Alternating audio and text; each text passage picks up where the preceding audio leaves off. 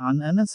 عن النبي صلى الله عليه وسلم قال: يخرج من النار من قال لا إله إلا الله وفي قلبه وزن شعيرة من خير، ويخرج من النار من قال لا إله إلا الله وفي قلبه وزن برة من خير، ويخرج من النار من قال لا إله إلا الله وفي قلبه وزن ذرة من خير.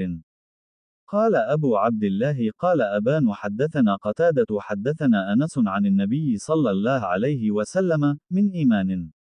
مكان من خير. আনাস রাদিয়াল্লাহু তাআলা আনহু থেকে বর্ণনা করেন, রাসূল সাল্লাল্লাহু আলাইহি ওয়াসাল্লাম ইরশাদ করেন যে লা ইলাহা